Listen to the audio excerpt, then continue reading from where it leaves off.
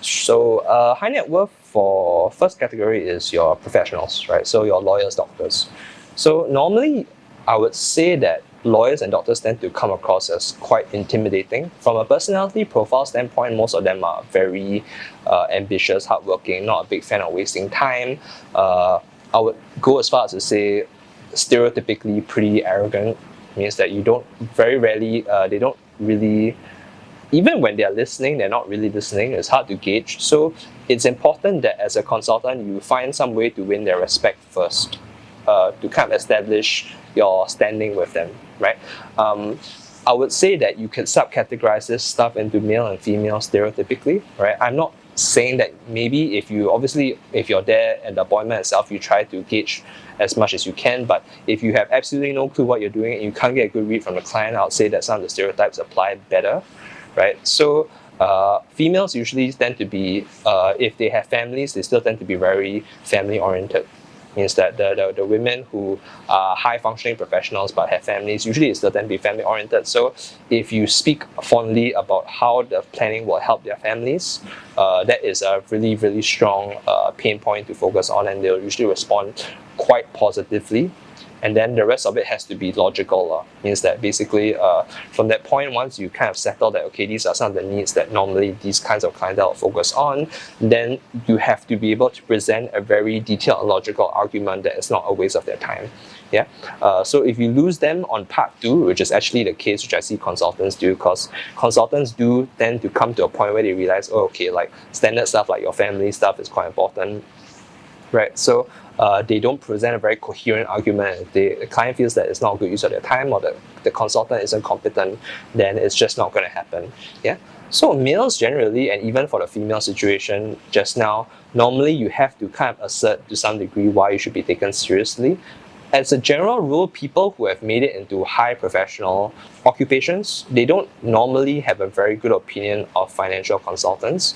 And that's because in order for you to achieve or get into a high functioning profession like law or medicine, normally you would have to be extremely studious and disciplined in your studies, right? So you would have to have performed extremely well on an academic level. Most consultants statistically do not perform particularly well on an academic level, right? And so while there can be various circumstances as to why that is the case, it is quite hard to get acknowledged by a professional when they don't think that you are qualified in terms of both profession and personality to tell them what to do with their money. Yeah, so that's a very important thing to kind of note or come in understanding that, okay, some people respond better to you understanding where your place is in the world.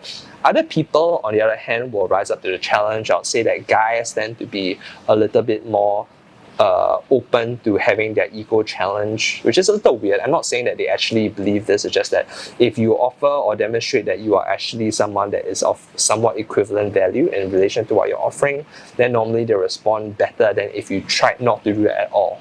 Yeah, I would say that guys, while they can take a certain amount of pleasure in you kowtowing to them, means that you're meeting their every need, they call you at 3 a.m, you answer, they don't have that much respect for you, so they won't normally get a huge plan from you. It's better to try to establish yourself and your brand as a professional from the very beginning, right? So one of the things that I like to do is I like to hit up my professionals by reminding them that basically I manage a crap ton of money and I've done lectures and things like that, so that they do see me as either a professional or someone who has at least a certain amount of financial competence in terms of my own earning power. Yeah, they're not necessarily concerned with the measure of which you do your job, which means that even if you're managing 50 million, if you're only taking home $50,000 a year, they may not be very impressed. Yeah, so this is another segment that we'll go into, because when we talk about ultra high net worth at a different date, we'll talk about C-suite clientele. Yeah, C-suite clientele are also somewhat paid professionals, and they do tend to behave like this, but with even higher extremes. Yeah. So for your doctors and your lawyers, basically, yeah. So usually the males respond reasonably well to ego in the sense that you have to establish yourself as a professional and someone who is worth talking to before you go and hit them with the concepts or the general pitches. Yeah. So for professionals, like I mentioned, most professionals would assume that the majority of them, right, either they're extremely ambitious, but they will hit peak professional career by about 45, or they are not so ambitious and they are thinking about retiring early, right? So either or, you tend to find that most of these professionals dislike extremely long lock-in periods. Right, so they're not big fans of locking in their money. They don't like the idea that, okay, like at a certain point, I have to keep paying for this, or I have to keep holding on to this. I don't have access to this money even after mid-40s usually, because that's when most of their careers tend to max out.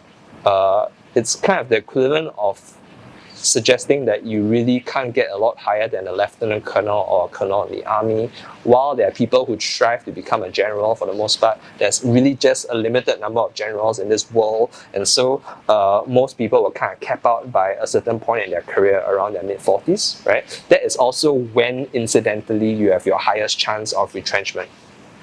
If you look at the median wages of high-functioning white-collar professionals between 45 and 50 and 50 and 55, the 50 to 55 median is actually lower than that of the 45 to 50, which means that basically, based on retrenchments as well as job cuts, etc., redundancy, after 50, you actually tend to make less money than you did at 45, because your average person runs the risk of having a pay cut or getting retrenched, right? And so professionals who obviously had a lot of pain or potentially student loans and a lot of discipline in academia to get to this particular point are not stupid by any means, right? They're aware of this particular situation, and so they take great pains to ensure that they don't get themselves into any caught positions. And so by caught positions, they usually don't like long lock-in periods. So to try to offer an investment plan or insurance plan that is going to be 25 years or 30 years is usually a huge mistake.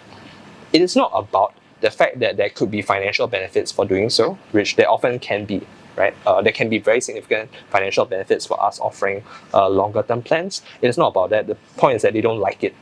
And they earn enough money and they have a lot of comfort and security in themselves, enough to the point that they're not going to regard better financial advice in this particular way. It is better that you cater to them first and then try to figure out how to move into a better financial decision later. So even when you establish yourself as a professional, put your ego aside and try to cater to what they want specifically, even if you know for a fact that on a financial level, it may not necessarily be what's best for them. Yeah, because they are more aware of their career and their lifespan than yourself, even if you are able to establish that you should be respected and your word has weight. Yeah. And you should be able to demonstrate certain amounts of research, means that you should be able to tell them things like why they should go with you and not like a certain competitor, so on and so forth, in a very professional, logical way. Compared to people who will respond well to emotion, they do respond a little better to logic, because most of these people are academics.